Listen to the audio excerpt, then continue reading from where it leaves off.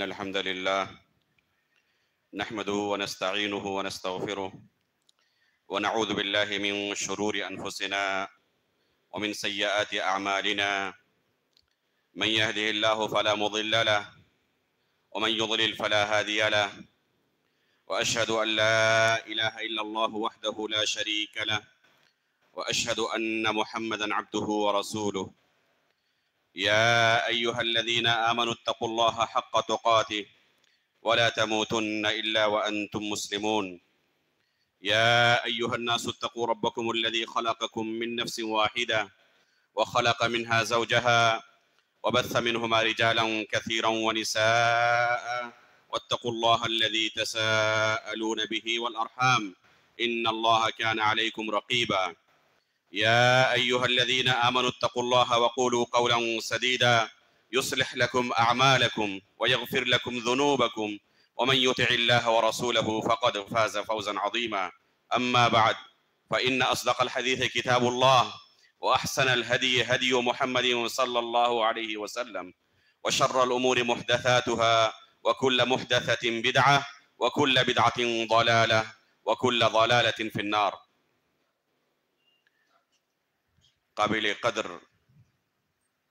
مشائخ کرام، برادران اسلام، بزرگان دین و ملت اور میرے پردہ نشین ماں و بہنوں، اللہ رب العالمین کا بہت بڑا احسان اور کرم ہے کہ اللہ رب العالمین نے ہمیں اس کے گھر میں بیٹھ کر دین سیکھنے، دین کی باتیں سننے کا ایک بہترین موقع عنایت فرمایا۔ اللہ رب العالمین سے ہم دعا کرتے ہیں کہ اللہ رب العالمین ہماری اس حاضری کو اپنی رضا کے لیے قبول فرمائیں۔ محترم حاضرین، ابھی آپ تمام حضرات ناظم جامعہ فضیلت الشیخ ابو حمدان اشرف فیضی حفظہ اللہ سے توحید کے موضوع پر بہت ہی مدلل خطاب سماعت فرما رہے تھے۔ یقیناً اس سے بڑا سرمایہ اور اس سے بڑی نعمت ایک مسلمان کی زندگی میں کوئی دوسری نعمت نہیں ہے۔ ہم سب کو ایک دن اس دنیا سے رخصت ہونا ہے۔ ابھی ہم نے فضیلت الشیخ عبد الباسط جامعی رحمہ اللہ کی سیرت کے متعلق سنا اور بڑی خوشی ہوئی کہ اللہ کے فضل و کرم سے اس علاقے کے ایک جید عالم دین تھے جنہوں نے اس علاقے کی خدمت کی، علم کی خدمت کی، دین کی خدمت کی۔ اسی طرح ہم سب کو بھی ایک دن اس دنیا سے رخصت ہونا ہے۔ کوئی بھی اس دنیا میں ہمیشہ رہنے کے لیے نہیں آیا ہے۔ وہ وقت کب آئے گا اللہ رب العالمین کے علاوہ کوئی نہیں جانتا۔ اللہ رب العالمین نے ہر ایک کی تقدیر کے اندر پہلے ہی یہ لکھ دیا ہے کہ کب اس کی وفات ہوگی۔ یہ مطلق علم غیب میں سے ہے جس کا علم اللہ رب العالمین کے علاوہ کسی کو نہیں ہے۔ چاہے ہماری زندگی کتنی ہی لمبی کیوں نہ ہو جائے، ایک نہ ایک دن یہ زندگی ختم ہونے والی ہے۔ تقریباً آئندہ 100 سال کے بعد ہم میں سے شاید ہی کوئی اس دنیا میں جو یہاں پر ابھی بیٹھے ہوئے ہیں موجود ہو۔ اس امت کی زندگی تقریباً 60 سے 70 سال کی ہے۔ اکثر و بیشتر لوگ 60-70 سال کی عمر میں اس دنیا سے رخصت ہو جاتے ہیں۔ بعض خوش نصیب ہوتے ہیں جن کو اس سے بھی زیادہ زندگی ملتی ہے۔ جیسے ہی ہماری یہ زندگی ختم ہوگی، ہمارے رشتہ دار ہمیں قبر میں رکھ کر آئیں گے، اور بے شمار صحیح احادیث کے اندر یہ مسئلہ موجود ہے۔ اللہ کے رسول صلی اللہ علیہ وسلم کا ارشاد ہے کہ جب کسی میت کو دفن کیا جاتا ہے، فرشتے اس کے پاس آتے ہیں اور اس سے 3 سوال کرتے ہیں۔ پہلا سوال اسی توحید کے متعلق ہوگا جس کے بارے میں ابھی آپ نے سنا. دوسرا سوال دین کے متعلق ہوگا، جس مقصد کے تحت اس طرح کے اجتماعات کو منعقد کیا جاتا ہے، جامعات کو قائم کیا جاتا ہے، طلبہ کو پڑھایا جاتا ہے، ایک عمر کا اچھا خاصا حصہ اس میں صرف کیا جاتا ہے تاکہ لوگ دین سیکھیں. تو اس دین کے متعلق قبر کے اندر سوال کیا جائے گا. تیسرا سوال نبی صلی اللہ علیہ وسلم کے متعلق ہوگا، تمہارے رسول کون تھے؟ مجھے جو موضوع دیا گیا ہے اس کا تعلق رسول اللہ صلی اللہ علیہ وسلم کی سیرت کے ایک اہم جز کے ساتھ تعلق رکھتا ہے، وہ ہے سنت رسول کی تعظیم اور اس سے انحراف کا انجام. ہر ایک سے فرشتے یہ سوال کریں گے اللہ رب العالمین کے متعلق، دین کے متعلق، نبی صلی اللہ علیہ وسلم کے متعلق. یہ سوال صرف علماء اکرام سے، طلبہ علم سے نہیں کیا جائے گا، بلکہ ہر ایک سے وہ ادنا. کوئی شخص ایک لکھا نہیں تھا، والدین نے مدرسے میں نہیں ڈالا تھا، اس وجہ سے مجھے ان سوالوں کا جواب پتہ نہیں ہے، تو اللہ رب العالمین کے پاس وہ معذور شمار نہیں کیا جائے گا کہ یہ عالم دین نہیں تھا اس وجہ سے اسے ان سوالوں کا جواب پتہ نہیں ہے، بلکہ بحیثیت مسلمان ہر ایک کو ان سوالوں کا جواب پتہ ہونا چاہیے. رسول اللہ صلی اللہ علیہ وسلم کے متعلق، اللہ رب العالمین کے متعلق، دین کے متعلق جو بنیادی چیزیں ہیں، ان مسائل کا علم ہر شخص کو ہونا چاہیے، چاہے وہ پڑھا لکھا ہو چاہے پڑھا لکھا نہ ہو. اللہ کے رسول صلی اللہ علیہ وسلم کے بہت سارے ہم پر حقوق ہیں. اگر ایک شخص اس دنیا میں 60 سال 70 سال کی زندگی گزار کر جاتا ہے اور اسے رسول اللہ صلی اللہ علیہ وسلم کے جو حقوق ہیں ان بنیادی حقوق کا علم نہیں، کبھی کوشش نہیں کی، اگر اسے بلایا گیا، دعوت دی گئی کہ آج چلیں اجتماع ہے، اس طرح کے مسائل بیان کیے جائیں گے، اس کے پاس فرصت نہیں، دنیاوی کاموں میں مشغول ہے، اعراض کر رہا ہے، تو قبر کے اندر جب اس سے سوال کیا جائے گا تو جواب دینا آسان نہیں ہوگا. ضرورت ہے کہ ان مسائل کو ہم دنیا کے اندر رہتے ہوئے بار بار سنیں، سیکھیں اور ان پر عمل کرنے کی کوشش کریں. رسول اللہ صلی اللہ علیہ وسلم کے بہت سارے حقوق ہیں ہم پر، ان میں سے ایک عظیم حق ہے اللہ کے رسول صلی اللہ علیہ وسلم کی تعظیم کرنا. اللہ رب العالمین نے قرآن کریم کے اندر اس حق کو بیان کرتے ہوئے فرمایا لِتُؤْمِنُوا بِاللَّهِ وَرَسُولِهِ وَتُعَزِّرُوهُ وَتُوَقِّرُوهُ، کہ تم اللہ اور اس کے رسول پر ایمان لاؤ، ساتھ ہی اللہ کے رسول صلی اللہ علیہ وسلم کی تعظیم اور توقیر کرو، اس کی مدد کرو. اللہ کے رسول صلی اللہ علیہ وسلم کی جو تم سے خدمت ہو سکے، مدد ہو سکے، اپنی ذات سے اللہ کے رسول صلی اللہ علیہ وسلم کی مدد کرنے کی کوشش کرو. یہ اللہ کے رسول صلی اللہ علیہ وسلم کا ہر مسلمان پر بنیادی حق ہے کہ اللہ کے رسول صلی اللہ علیہ وسلم کی تعظیم کرے. ایک دوسری آیت میں اللہ رب العالمین نے مؤمنین کی صفات بیان کرتے ہوئے کہا فَالَّذِينَ آمَنُوا بِهِ وَعَزَّرُوهُ وَنَصَرُوهُ وَاتَّبَعُوا النُّورَ الَّذِي أُنزِلَ مَعَهُ أُولَئِكَ هُمُ الْمُفْلِحُونَ، کہ ایک مؤمن کی صفت یہی ہوتی ہے. یہ کیا کرتے ہیں؟ یہ اللہ رب العالمین پر ایمان لاتے ہیں، رسول اللہ صلی اللہ علیہ وسلم پر ایمان لاتے ہیں، اور ساتھ میں رسول اللہ صلی اللہ علیہ وسلم کی تعظیم کرتے ہیں، آپ کی مدد کرتے ہیں. تو یہ ایک مؤمن کی صفت ہے کہ وہ رسول اللہ صلی اللہ علیہ وسلم کی تعظیم بھی کرتا ہے، اللہ کے رسول کی مدد کرتا ہے. تو یہ اللہ کے رسول صلی اللہ علیہ وسلم کا ایک بنیادی حق ہے جسے ادا کرنا ضروری ہے. اللہ کے رسول صلی اللہ علیہ وسلم کی تعظیم کیسے کرنی ہے، اگر یہ ہمیں جاننا ہو تو سلف صالحین، صحابہ اکرام، تابعین اعظام اور خیر القرون کہ کیسے وہ رسول اللہ صلی اللہ علیہ وسلم کی تعظیم کرتے تھے، وہی طریقہ تعظیم کا معتبر ہے جو ہمیں اسلاف اکرام کی زندگی میں ملتا ہے. کتاب و سنت کو فہم سلف سے سمجھنے کے لیے ہم مقید ہیں، آزاد نہیں ہیں کہ جیسے چاہے جس آیت کی جس حدیث کی جو تعویل کرتے پھریں، بلکہ اللہ کے رسول صلی اللہ علیہ وسلم جب اپنے صحابہ کے سامنے قرآن کی ان آیتوں کی تشریح کر رہے تھے، انہیں سمجھا رہے تھے، تو انہوں نے کیا سمجھا وہ فہم ہی معتبر ہے۔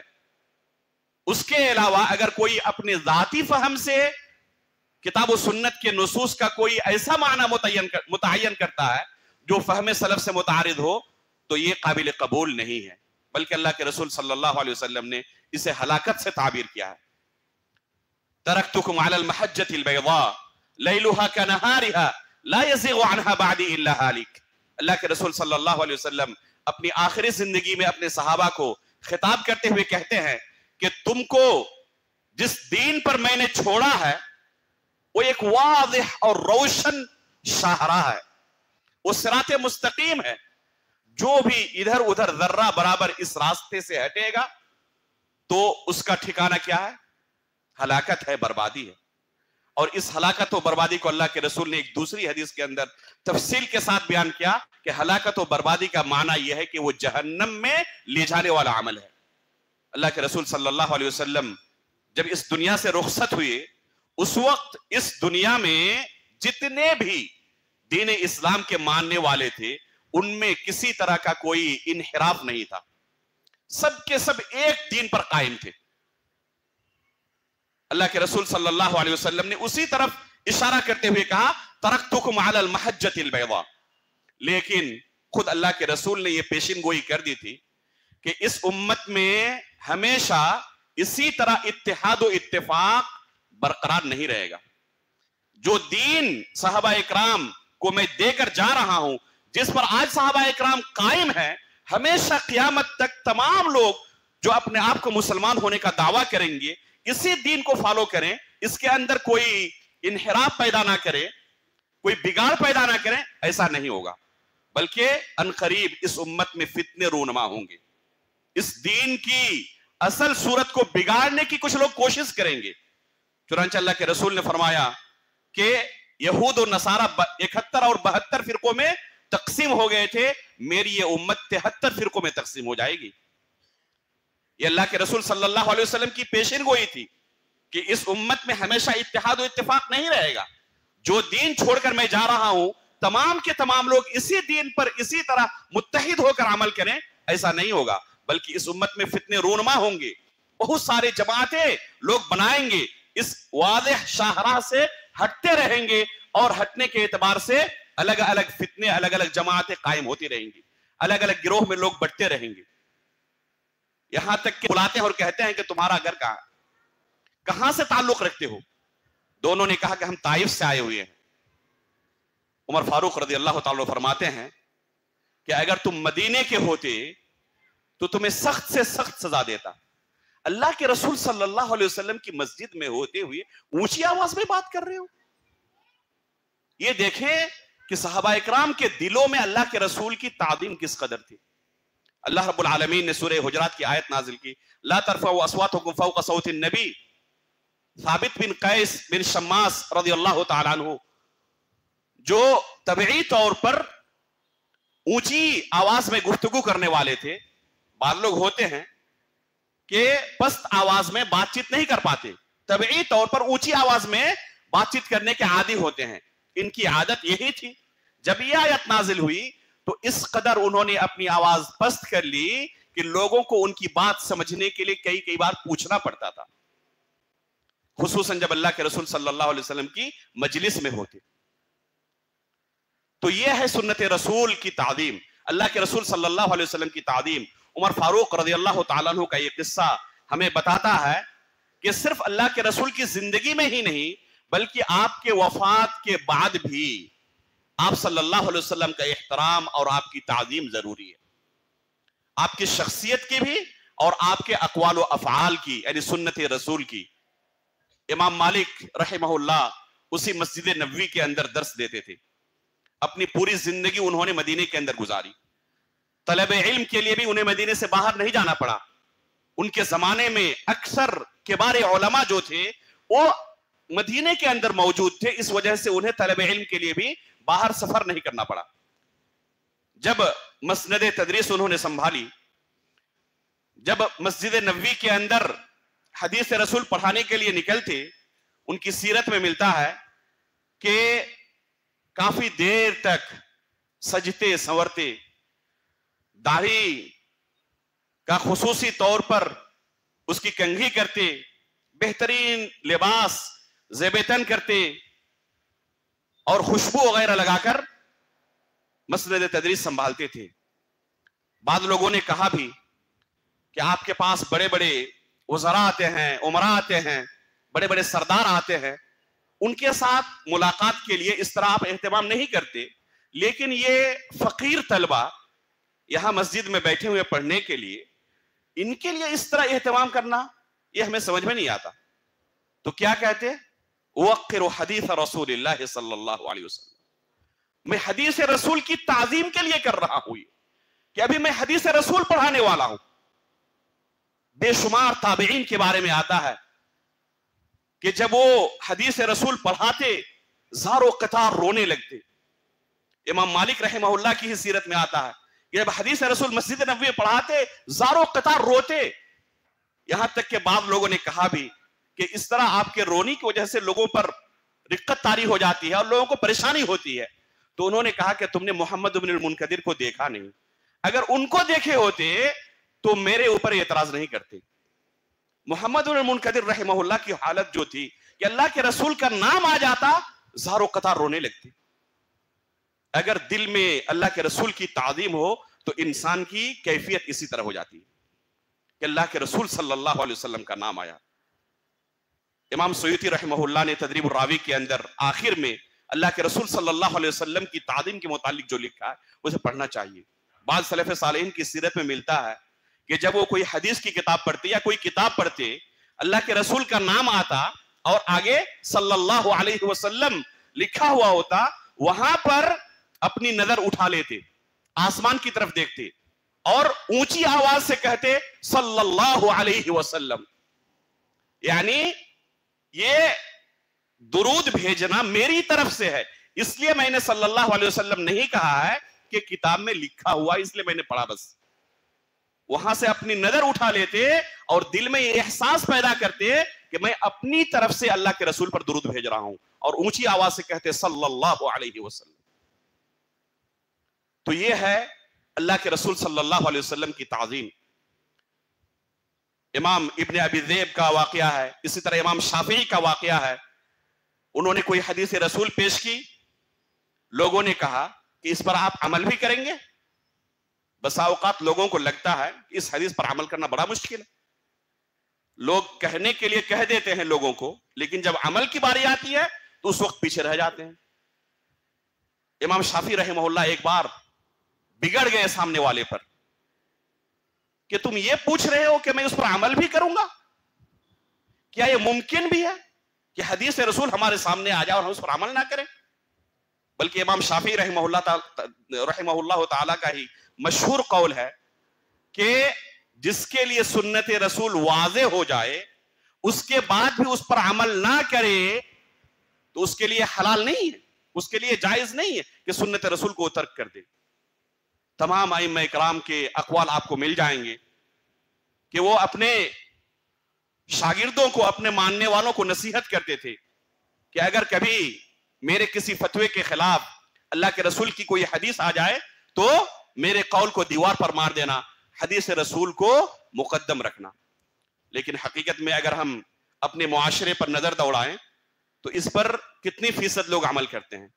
ابھی انشاءاللہ آپ کے سامنے آگے بیان کروں گا کہ لوگوں کی سنت رسول کی تعظیم کے متعلق آج کیا حالت ہے۔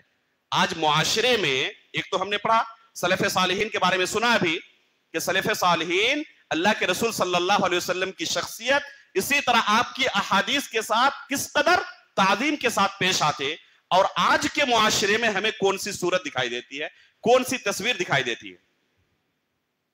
چنانچہ اگر آج ہم اپنے معاشرے پر نظر دوڑائیں تو آپ کو 3 طرح کے لوگ ملیں گے۔ ہمارے معاشرے میں 3 طرح کے لوگ نظر آتے ہیں سنت رسول کی تعظیم کے متعلق اگر ہم غور سے دیکھیں۔ کچھ لوگ آپ کو تعظیم کے نام پر غلو اور مبالغہ کرتے ہوئے نظر آئیں گے.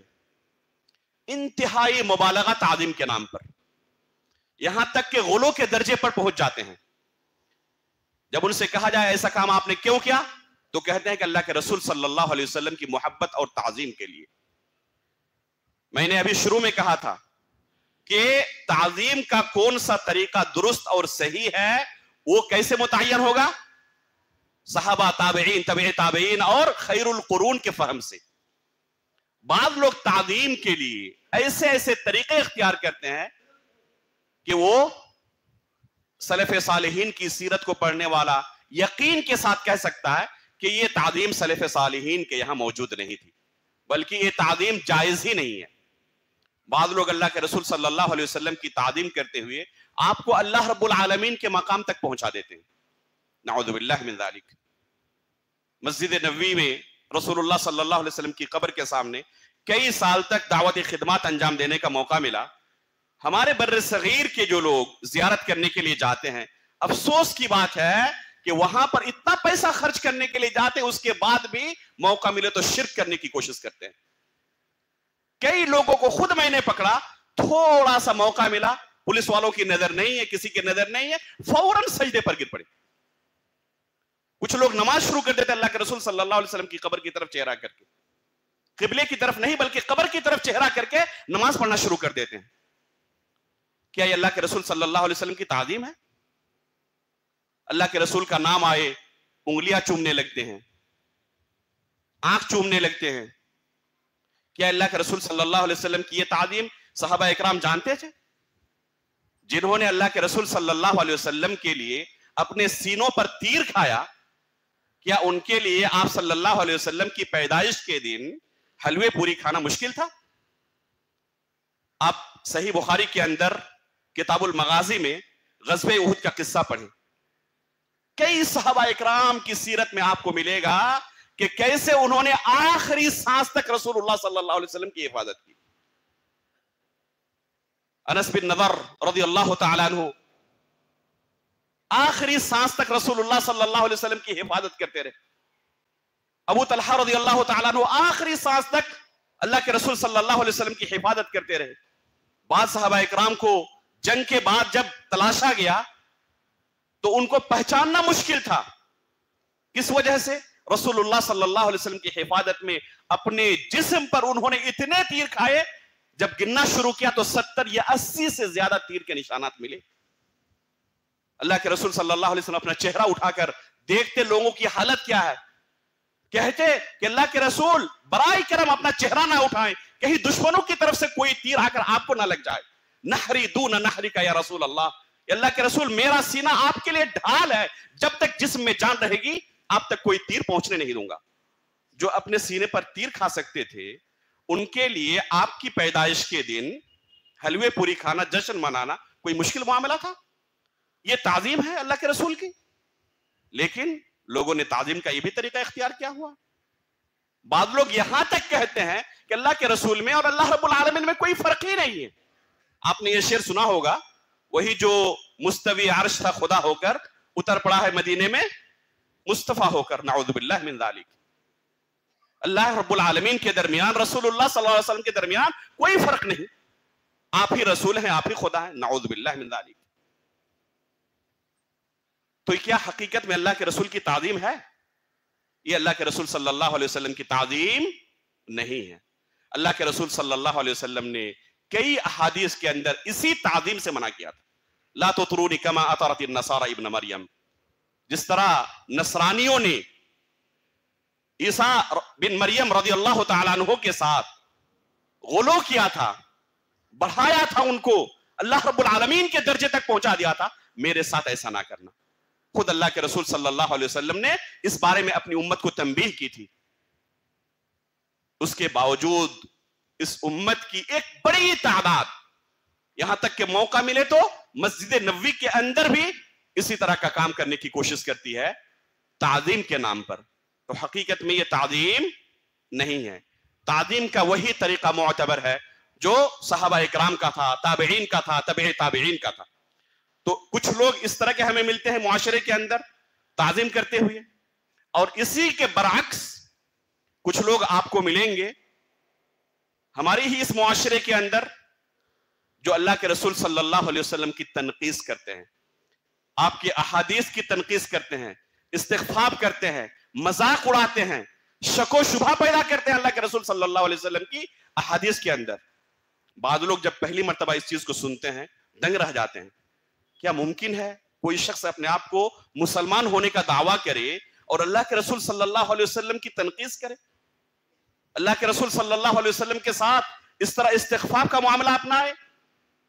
لیکن افسوس کے ساتھ کہنا پڑتا ہے کہ ایک دو نہیں، ہمارے ہی اس معاشرے کے اندر بے شمار لوگ ہمیں ایسے نظر آتے ہیں جو رسول اللہ صلی اللہ علیہ وسلم کی تنقیص کرتے ہیں، آپ صلی اللہ علیہ وسلم کی احادیث کو حجت اور شریعت تک ماننے کے لیے تیار نہیں ہے، کہتے ہیں کہ ہمارے لیے بس قرآن کافی ہے۔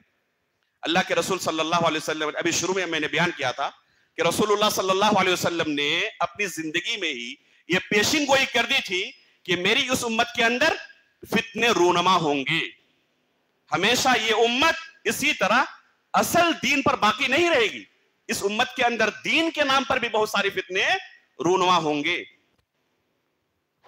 بعض فتنوں کے تعلق سے رسول اللہ صلی اللہ علیہ وسلم نے صراحت کی ہے، حدیث رسول کو پڑھیں آپ، بہت سارے ایسے فتنے ملیں گے جن فتنوں کے متعلق خود رسول اللہ صلی اللہ علیہ وسلم نے نام لے کر اپنی زندگی میں صراحت کی ہے کہ یہ فتنہ میری امت میں ظاہر ہوگا، اس سے تم بچ کے رہنا۔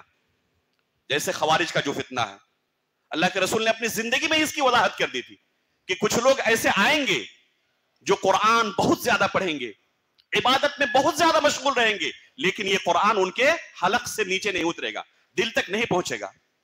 یہاں تک کہ صحابہ اکرام کو اللہ کے رسول نے کہا کہ تم اپنی نمازوں کو، اپنی عبادت کو ان کے سامنے بہت حقیر سمجھو گے، لیکن ان کی حالت کیا ہوگی؟ یمرقون من الدین کما تمرق السهم من الرمیہ، وہ دین سے ایسے ہی نکل جائیں گے جیسے تیر کمان سے نکل جاتا ہے، دین نام کی کوئی چیز ان کے ہاں نہیں ہوگی۔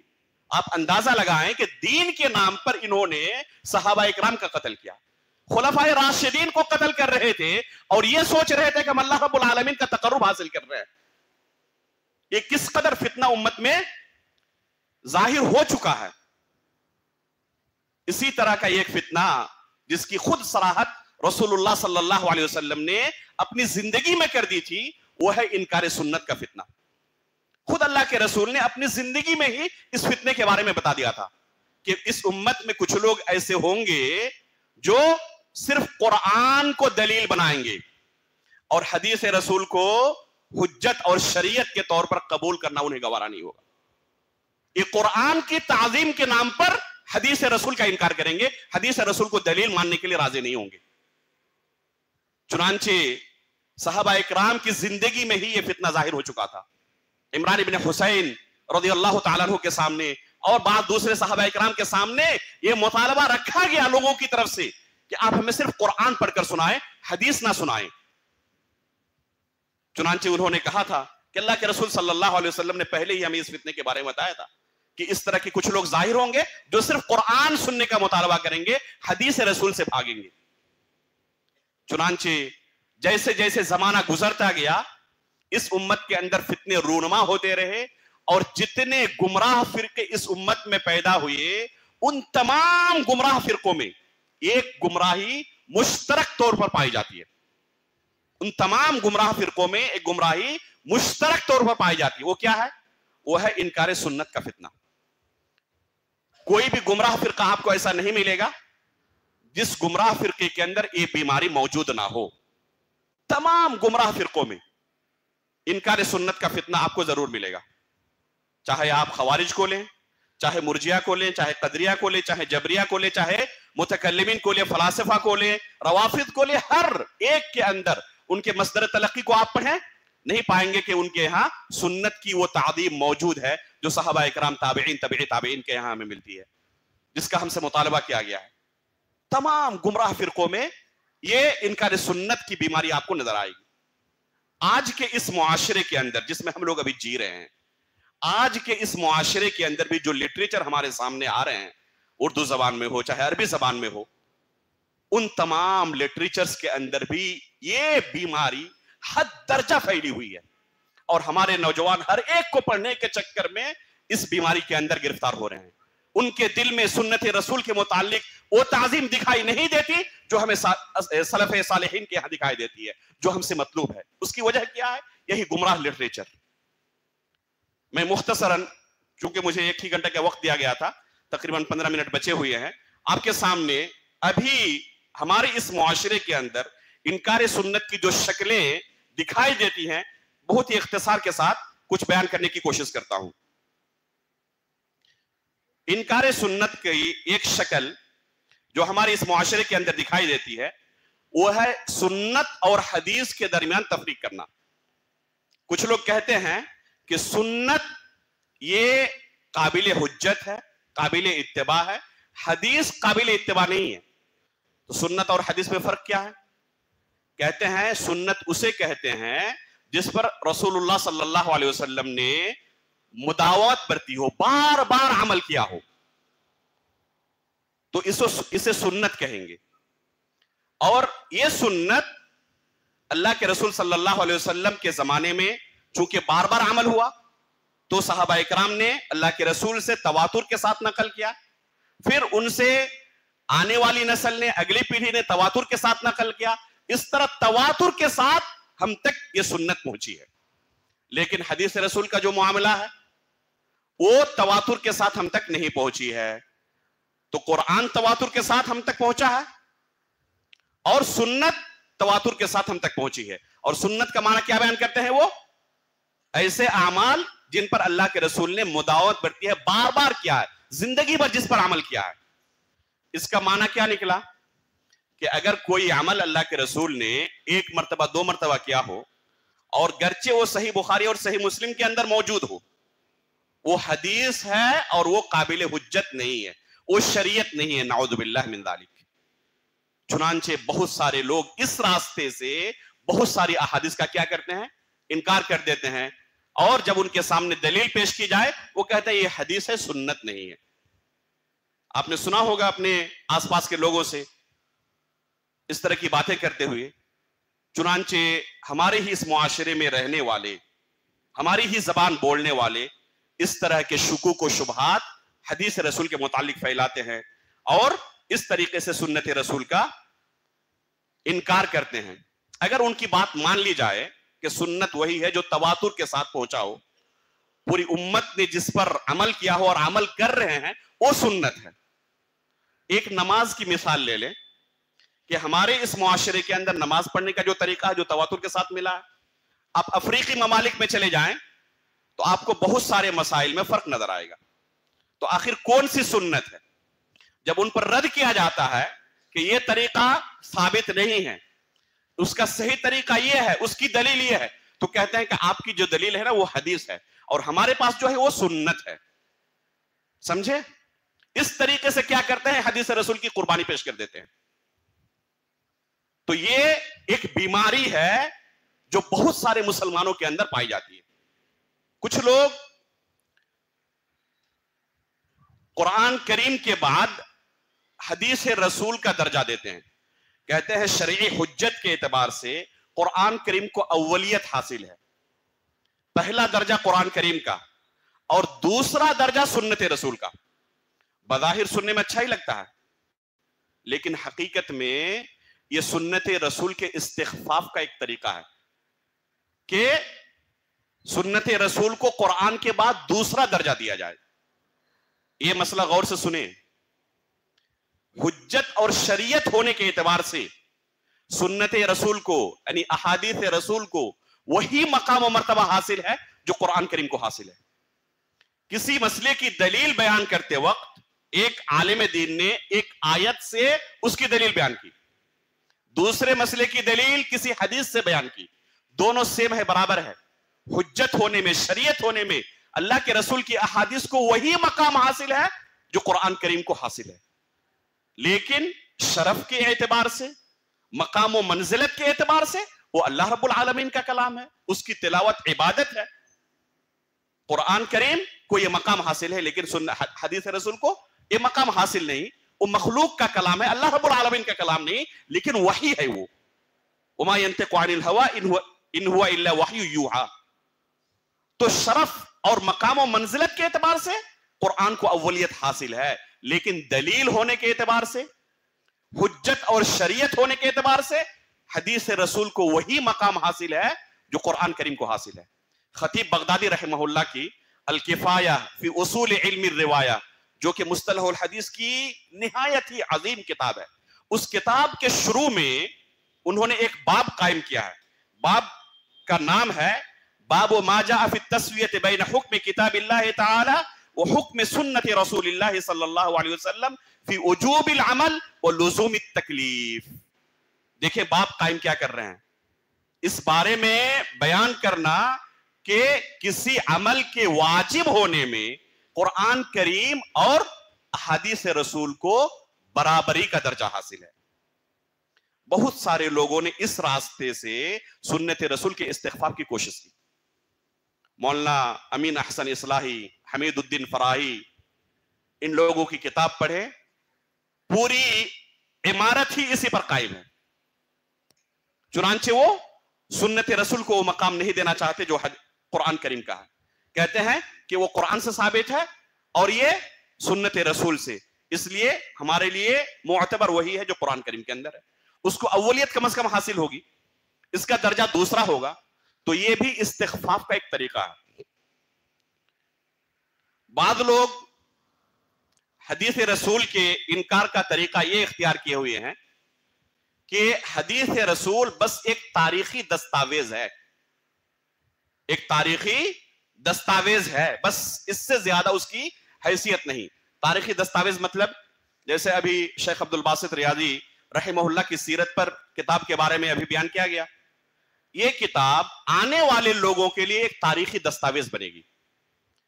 बाद में आने वाली नस्ल जब शेख के मुतालिक कुछ जानना चाहेंगे तो इस किताब की तरफ रुजू करेंगे, एक किताब उनको रहनुमाई करेगी शेख की सीरत जानने के लिए, इस इलाके के माहौल को जानने के लिए। तो ये एक तारीखी दस्तावेज है। बाद लोग कहते हैं कि हदीस रसूल जो है ना, ये पूरा जखीरा ये सिर्फ एक तारीखी दस्तावेज है, बस आप उसे हुज्जत माने, शरीयत माने तो ये उसका मकाम नहीं है। चुनांचे अलीगढ़ मुस्लिम यूनिवर्सिटी के एक प्रोफेसर है राशिद शाह साहब, वो जोर शोर से इसी फिक्र को आम कर रहे हैं। जावेद अहमद गामिदी पड़ोस के जानते हैं, ऐसे लोगों से दूर रहें। ना ही जाने तो बेहतर है, बिल्कुल ना ही जाने तो बेहतर है। खुसूसन हाफिज सलाहुद्दीन यूसुफ रहमहुल्लाह की किताबें, 4-5 किताबें जो उन्होंने लिखी हैं, इन किताबों को, और उर्दू जबान में किताबें, इन किताबों को जरूर पढ़ा करें। अमीन अहसन इस्लाही के अफकार के बारे में, जावेद अहमद गामिदी के अफकार के बारे में, मौलाना मौदूदी के अफकार के बारे में, खिलाफत व मुल्कियत की तारीखी व शरई हैसियत, इन किताबों को ये उर्दू जबान में है, जरूर पढ़ा करें ताकि इन गुमराह कुन अफकार से आप बचे रहें। तो इस तरह तारीखी दस्तावेज करार देकर वो क्या करते हैं, सुन्नत रसूल का एक तरह से इनकार कर रहे हैं। कुछ लोगों ने इनकार सुन्नत का, इनकार हदीस का तरीका ये इख्तियार किया कि बाज हदीसों को कुरान करीम के मुतारिज दिखाकर कि कुरान के साथ इनका टकराव है और कुरान को तो हम छोड़ नहीं सकते, इसलिए क्या करेंगे, कुरान पर अमल करेंगे, इन अहादीस को मानना हमारे लिए जरूरी नहीं है। क्यों? क्योंकि ये हदीसें कुरान करीम से मुतारिज हैं, कुरान करीम से टकरा रही हैं। अल्लाह के रसूल सल्लल्लाहु अलैहि वसल्लम पर कुरान करीम नाजिल हुआ, आप सल्लल्लाहु अलैहि वसल्लम से बेहतर कुरान को समझने वाला कोई हो सकता है? मुमकिन है? अल्लाह के रसूल जिन पर कुरान नाजिल हुआ, आपकी हदीस कुरान से टकरा जाए, यह हकीकत में हमारे फहम का कसूर है कि हम उसे तारुज समझ रहे हैं और टकराव समझ रहे हैं। यह मुमकिन ही नहीं कि कोई हदीस मुहद्दिसीन के उसूल के मुताबिक साबित हो जाए, सही हो जाए, काबिल कबूल हो जाए और कुरान से वो मुतारिज हो, कुरान से टकरा रही हो, यह मुमकिन ही नहीं है। एक साहब आए जो मौलाना मौदूदी की किताब बहुत ज्यादा पढ़ते थे, खुसूसन जो उनकी तफसीर है। एक दिन कहने लगे मुझसे कि सही बुखारी के अंदर जो हदीस है इब्राहिम अलैहिस्सलाम के मुतालिक कि उन्होंने 3 मरतबा झूठ बोला था, तो इस हदीस को भी मानना जरूरी है। तुम्हें धक्सर है क्या? सही बुखारी की हदीस के मुतालिक اس طرح کا شبہ, یہ جرأت. سمجھ گیا کہ یہ بیماری کہاں سے آئی ہے. کہا میں نے کہ آخر وہ کون سا جھوٹ ہے جس کا تذکرہ اس حدیث میں صحیح بخاری کی آیا ہے اور آپ کو اسے قبول کرنے پر تأمل ہو رہا ہے. تو انہوں نے کہا کہ ایک جھوٹ تو وہی ہے کہ جب قوم کے لوگوں نے آ کر کہا چلو میلہ چلتے ہیں, بیمار نہیں تھے لیکن اس کے باوجود جھوٹ کہا کہ میں بیمار ہوں. یہ صحیح بخاری کے اندر ہے. تو میں نے کہا کہ یہ تو قرآن کریم کے اندر اللہ رب العالمین نے خود بیان کیا ہے. ٹھک سے رہ گیا, قرآن کریم کے اندر موجود ہے. میں نے کہا کہ پڑھیں آپ. اللہ رب العالمین نے سورۃ الصافات کے اندر کیا کہا ہے؟ فَنَظَرَ نَظْرَةً فِي النُّجُومِ فَقَالَ إِنِّي سَقِيمٌ. میں نے کہا کہ اب کیا خیال ہے, اس آیت کا بھی انکار کر دیں گے آپ؟ ان کو اس حدیث کے اوپر شک و شبہ کس لیے تھا؟ ان کا کہنا تھا کہ اللہ رب العالمین نے قرآن کریم میں کہا ہے ابراہیم علیہ السلام کے متعلق انہو کان صدیقا نبیا. یہ قرآن کریم کے متعلق ابراہیم علیہ السلام کے تعلق سے ہمیں اللہ رب العالمین کی گواہی مل رہی ہے کہ آپ کیا تھے؟ سچے رسول تھے, سچے نبی تھے. اور صحیح بخاری کی اس روایت سے پتا چل رہا ہے کہ آپ نے 3 مرتبہ جھوٹ بھی بولا تھا. تو کہہ رہے ہیں کہ قرآن کو مانے یا حدیث کو مانے. تو جب میں نے یہ آیت پیش کی اس بھائی کے سامنے اور کہا کہ اب کیا خیال ہے, اس آیت کا انکار کریں گے؟ یعنی کہ آیت قرآن کا کیسے انکار کر سکتے ہیں؟ میں نے کہا کہ دوسرا جھوٹ بتائیں کیا ہے. تو انہوں نے کہا کہ خود اپنے ہاتھوں سے بتوں کو جا کر توڑے تھے. جب قوم کے لوگوں نے پوچھا کہ یہ کام کس نے کیا ہے تو کیا کہا؟ جو سب سے بڑا بت ہے اسی کی یہ حرکت ہے, اسی نے اپنے چھوٹے معبودوں کو توڑا, حالانکہ خود توڑے تھے. میں نے کہا کہ یہ بھی اللہ رب العالمین نے قرآن کریم کے اندر بیان کیا ہے. دھک سے رہ گیا کیا قرآن میں یہ بھی آیا ہوا؟ میں نے کہا کہ پڑھیں. اللہ رب العالمین نے سورۃ الانبیاء کے اندر کہا ہے قال بل فعلہ کبیرہم فاسألوہم ان کانوا ینطقون. ابراہیم علیہ السلام کا قول اللہ رب العالمین نے قرآن میں نقل کیا ہے. بل فعلہ کبیرہم فاسألوہم ان کانوا بل فعلہ کبیرہم ھذا فاسألوہم ان کانوا ینطقون. کہ اسی سے پوچھو اگر وہ بیان کر سکتے ہو, بولنے کی صلاحیت ہو. تو میں نے کہا اب کیا خیال ہے, اس آیت کا بھی انکار کر دیں گے آپ؟ کہ نہیں, قرآن کی آیت کے کیسے انکار کر سکتے ہیں؟ تو یہ آپ کے فہم کا قصور ہے کہ حدیث قرآن کے مخالف ہے. اگر یہی معیار ہے اس حدیث کے رد کرنے کا تو قرآن کی بعض آیتیں بھی آپ کو قرآن کی بعض آیتوں سے ٹکراتی ہوئی نظر آئیں گی, اور اس اصول کے تحت قرآن کی بعض آیتوں کا بھی انکار کرنا پڑے گا. اس لیے علماء کہتے ہیں کہ حدیث رسول کا منکر حقیقت میں قرآن کا بھی منکر ہوتا ہے, اور قرآن کا ہی نہیں بلکہ شریعت کا بھی منکر ہوتا ہے. صرف قرآن کا نہیں, شریعت کا بھی منکر ہوتا ہے. وہ اپنے مزاج, اپنے ذوق کے مطابق صرف شریعت کو قبول کرنا چاہتے ہیں. جو اپنے مزاج کے موافق ہے صرف وہی چیزیں ہمیں قبول ہیں. چنانچہ بعض لوگوں نے انکار سنت کا یہی طریقہ اپنایا کہ اپنے عقل کے اندر جو چیزیں آ جائیں وہی چیزیں ہم ماننے کے لیے مکلف ہیں. جو عقل سے ماورا ہو, جو عقل کے اندر نہ آ سکتی ہو, غیر معقول چیزیں ہو, گرچہ صحیح بخاری کے اندر موجود ہو, اس کو ماننے کے لیے ہم مکلف نہیں ہیں. نعوذ باللہ من ذالک. کہتے ہیں صحیح مسلم کے اندر سلیمان علیہ السلام کے تعلق سے صحیح حدیث وارد ہے کہ انہوں نے یہ قسم کھائی کہ اللہ رب العالمین نے اگر آج رات میں اپنی بعض روایتوں میں 70 بعض میں اس سے زیادہ بیویوں کے ساتھ مجامعات کروں گا اور ہر ایک سے مجھے ایک بیٹا اللہ رب العالمین عطا کرے گا, اور ان کے ساتھ میں اللہ رب العالمین کے راستے میں جہاد کروں گا, لیکن انشاءاللہ کہنا بھول گئے. کہتے ہیں بعض لوگ کہ یہ کیا ہے, ناممکن چیز ہے, عقل کے اندر آنے والی نہیں ہے, اس لیے اسے قبول کرنے کے لیے ہم مکلف نہیں ہیں. یہ حدیث رسول کا انکار ہی ہے. جساسہ والی حدیث کے تعلق سے مولانا مودودی کیا کہتے ہیں؟ جساسہ والی حدیث مطلب تمیم داری رضی اللہ تعالیٰ عنہ ایک دریائی سفر پر نکلے اور انہوں نے ایک جزیرے میں, ان کی کشتی طوفان کا شکار ہو گئی, ایک جزیرے میں پہنچ گئے اور وہاں پر ایک جزیرے میں انہوں نے دیکھا کہ دجال بیڑیوں کے اندر قید ہے. لمبی حدیث ہے. اللہ کے رسول صلی اللہ علیہ وسلم کے پاس آ کر انہوں نے یہ پورا قصہ سنایا. اللہ کے رسول صحیح مسلم کے اندر یہ واقعہ موجود ہے. منبر پر کھڑے ہوئے اور تمیم داری رضی اللہ تعالیٰ عنہ سے اللہ کے رسول نے یہ حدیث روایت کی لوگوں کو سنایا. بعض لوگ کہتے ہیں کیا، مولانا مودودی صاحب نے بھی کہا اس چیز کو، کہ سائنس آج اتنی ترقی کر چکی ہے کہ پوری دنیا کا چھان مارا، ہر چیز تلاش کر لی ہے. اگر حقیقت میں دجال کہیں قید ہوتا تو ضرور آج تک اس کی دریافت ہو جاتی، لیکن آج تک سائنس نے اس کی دریافت نہیں کی، کہیں پر اس کا پتہ نہیں چلا. اس کا مطلب کہ یہ ایک افسانہ ہے، نعوذ باللہ من ذالک. اگر حدیث رسول کی تعظیم نہ ہو تو اسی طرح کی جرأت انسان کے اندر پیدا ہو جاتی ہے کہ حدیث رسول کو بھی کچھ لوگ افسانہ کہتے ہیں. یہ کیا ہے؟ صرف عقل کے اندر نہ آنے کی وجہ سے. اپنی عقل کو، اپنے دماغ کو وہ کیا سمجھتے ہیں؟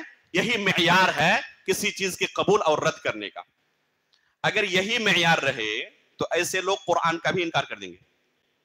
قرآن کے اندر بھی بہت ساری چیزیں آپ کو اسی قبیل کی نظر آئیں گی کہ عقل کے اندر نہیں آ رہی ہیں. سبحان الذی اسری بعبدہ لیلا من المسجد الحرام الى المسجد الاقصى الذی بارکنا حولہ.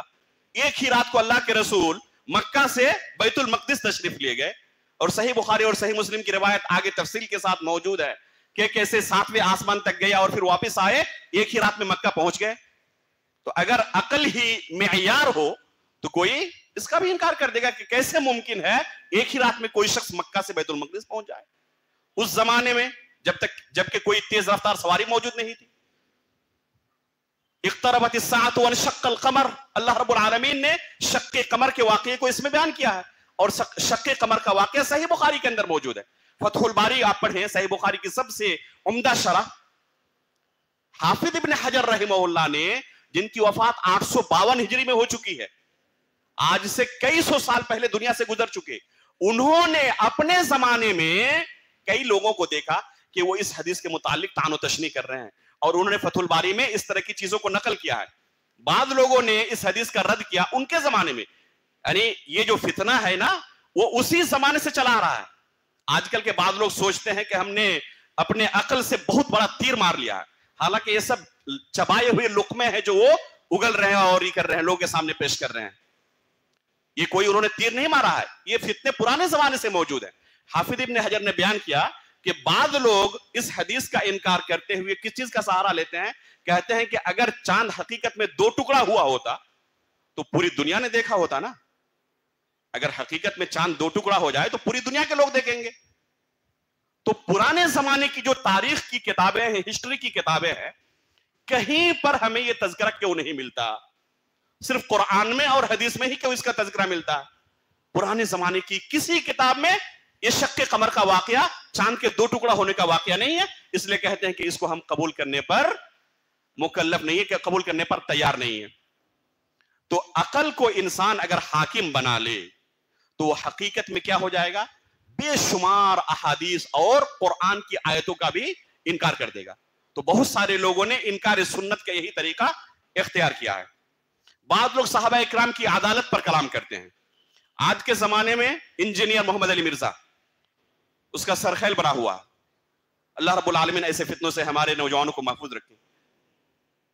بے شمار لوگ آج آپ کو مل جائیں گے، خصوصاً جو لوگ مولانا مودودی کی کتابیں پڑھتے ہیں، ان کے دل میں صحابہ اکرام کے متعلق وہ تعظیم نہیں ملے گی جو صحابہ اکرام کے متعلق اللہ رب العالمین نے ہمیں بیان کیا ہے کہ ہونا چاہیے. صحابہ اکرام کے جو حقوق ہیں، وہ حقوق ان کے دلوں کے اندر آپ نہیں پائیں گے کہ ان کے دلوں میں پائے جاتے ہوں. وجہ کیا ہے؟ یہی صحابہ اکرام کے متعلق ایک نیگیٹو تصویر لوگوں کے سامنے پیش کرنا. خلافت و ملوکیت نامی کتاب میں، یہ زہر آلود کتاب ہے. تو جو لوگ اس طرح کے لٹریچر پڑھتے ہیں وہ صحابہ اکرام کی عدالت پر کلام کرتے ہیں. منہج سلف کا دفاع جو میں نے ابھی کتاب منظر عام پر آئی ہے، جو میں نے لکھا ہے ابھی، اس کے اندر ایک خاص عنوان قائم کر کے کہ صحابہ اکرام کی عدالت کے متعلق جو اعتراضات کیے جاتے ہیں ان کا کیا جواب ہو سکتا ہے، اس کے اندر آپ پڑھیں. وقت نہیں کہ تفصیل کے ساتھ بیان کیا جائے. اس کا نتیجہ کیا لازم آئے گا اگر صحابہ اکرام کی عدالت پر ہم کلام کرنے لگے؟ وہی صحابہ اکرام ہیں ان احادیث کے روایت کرنے والے. یہ پہلی پیڑھی ہیں. اگر ان کی عدالت کو ساقط کر دیا جائے، پوری حدیث رسول ساقط ہو جائے گی، یہ پورا ذخیرہ نیست و نابود ہو جائے گا. اور یہی مقصد ہے. چنانچہ آپ پائیں گے جو مخالفین ہیں سب سے زیادہ اگر کلام کرتے ہیں صحابہ اکرام میں سے تو کس پر؟ ابو ہریرہ رضی اللہ تعالیٰ عنہ پر. کیونکہ ان کو اگر گرا لے گئے تو حدیث رسول کا ایک بہت بڑا ذخیرہ کیا ہو جائے گا؟ ایسے ہی ختم ہو جائے گا. اور دوسرے نمبر پر کس پر کلام کرتے ہیں؟ امام بخاری رحمہ اللہ پر. جتنا اعتراض امام بخاری پر کیا گیا کسی دوسرے محدث پر نہیں. کیوں؟ یہ تو سب سے عظیم کتاب ہے نا, اس کے باوجود سب سے زیادہ اعتراض انہی پر کیوں؟ اس کی وجہ یہی ہے کہ اگر صحیح بخاری کو گرا لے گئے, اس کی عظمت لوگوں کے دلوں سے ہم نے ختم کر دی, تو گویا کہ حدیث رسول کا ایک ذخیرہ ہم نے ختم کر دیا. اسی طرح کچھ لوگوں نے انکار سنت کا طریقہ اپنایا کہ حدیث رسول کیا ہے؟ خبر واحد ہے, متواتر نہیں ہے. اور افسوس کے قدیم زمانے سے لے کر آج تک یہ فتنہ موجود ہے. ابھی حال ہی میں مہینہ 2 مہینہ نہیں گزرا ہوگا, میں نے فیس بک ٹائم لائن پر اسے لکھا بھی تھا. پاکستان کے ایک ڈاکٹر ہیں, ڈاکٹر محمد زبیر صاحب, ایک زمانے تک انہیں لوگ اہل حدیث کا ایک بہت بڑا نمائندہ سمجھتے رہے, بہت بڑے دانشور سمجھتے رہے. لیکن آخر میں لوگوں کے سامنے وہ عقدہ کھلا کہ یہ پکے اسراری ہیں. انہوں نے یہی شبہ لوگوں کے سامنے ظاہر کر کے حدیث رسول کو مطعون کرنے کی کوشش کی کہ یہ خبر واحد ہے. نعوذ باللہ من ذالک. سلف صالحین کے یہاں یہ تصور نہیں تھا کہ کوئی حدیث متواتر ہو تب قابل قبول ہے, خبر واحد ہو تو قابل قبول نہیں. تو بے شمار طریقے, شکلیں آج بھی ہمارے اس معاشرے میں موجود ہیں, اور اس کی دین کیا ہے؟ یہی لٹریچر ہے. اور ان لٹریچروں کو پڑھتے ہوئے یہی تاثر قائم ہوتا ہے. کچھ دنوں پہلے کی بات ہے, علامہ شبلی نعمانی کی الفاروق نامی جو کتاب ہے, سیرت عمر فاروق کے تعلق سے میں کچھ لکھ رہا تھا, جو ان کی شہادت کی حدیث ہے صحیح بخاری کے اندر, تفصیل کے ساتھ امام بخاری نے اس قصے کو بیان کیا ہے. اس حدیث سے 100 سے زیادہ مسائل کا میں نے استنباط کیا ہے. انشاءاللہ اللہ نے توفیق دی تو اسے منظر عام پر بھی لاؤں گا. تقریباً 20-25 قسطوں میں فیس بک میں لکھا بھی تھا میں نے, لیکن جمع کر کے اسے نشر کرنے کی ضرورت ہے. تو اس کے لیے میں نے دیکھا کہ دیکھیں علامہ شبلی نعمانی نے عمر فاروق رضی اللہ تعالیٰ عنہ کے تعلق سے کیا لکھا ہے. جب شروع میں ہی پڑھنا شروع کیا تو دنگ رہ گیا. نعوذ باللہ من ذالک. حدیث رسول کے تعلق سے جو انہوں نے شک و شبہ لوگوں کے ذہن میں ڈالا ہے وہ انتہائی زہر آلود ہے. حالانکہ شیخ الاسلام علامہ ابن تیمیہ رحمہ اللہ کی کتابیں چھپ جانے کے بعد اور ان کی کتابوں سے تعلق قائم ہونے کے بعد ان کی زندگی بدل گئی, اور آخر میں بہت حد تک ان تمام بدعات و خرافات سے انہوں نے توبہ بھی کر لی تھی. لیکن ان کی کتابیں آج بھی ہمارے بچوں کے ہاتھوں میں موجود ہیں, اور اس طرح کی چیزیں وہ پڑھتے ہیں اور حدیث رسول کے تعلق سے شکوک کے شبہات کے شکار رہتے ہیں. تو یہ ہے ایک دوسرا رخ. جس طرح کچھ لوگ تعظیم کے نام پر غلو اور مبالغہ کرتے ہیں, اسی طرح کچھ لوگ کیا کرتے ہیں؟ حدیث رسول کی تنقیص کرتے ہیں, اس کا انکار کرتے ہیں, استخفاف کرتے ہیں, شک و شبہ ڈالتے ہیں لوگوں کے ذہن میں. جو اللہ کے رسول کی حدیثوں کا مقام و مرتبہ ہونا چاہیے وہ مقام و مرتبہ نہیں دیتے. ہمارا طریقہ کیا ہونا چاہیے؟ جو شروع میں بیان کیا گیا آپ کے سامنے, جو صحابہ اکرام کا طریقہ تھا, سلف صالحین کا طریقہ تھا. اگر ہم نے حدیث رسول کی, رسول اللہ صلی اللہ علیہ وسلم کی شخصیت کی تعظیم کی, تو انشاءاللہ اللہ کے رسول کی شفاعت بھی ہمیں قیامت کے دن حاصل ہوگی. جب اللہ کے رسول کے متعلق قبر میں ہمیں سوال کیا جائے گا, انشاءاللہ ہمارے لیے جواب دینا بھی آسان ہوگا. اللہ رب العالمین سے دعا ہے کہ حقیقت میں ہمیں رسول اللہ صلی اللہ علیہ وسلم اور آپ کی سنت کی تعظیم کرنے والا بنائے. اللہ رب العالمین سلف صالحین کے عقیدے و منہج پر آخری سانس تک ہمیں باقی رکھے. اللہ رب العالمین نبیین, صدیقین, شہداء و صالحین کے ساتھ ہمارا حشر کرے. آمین. تقبل رب العالمین. وصلی اللہ علی نبینا محمد.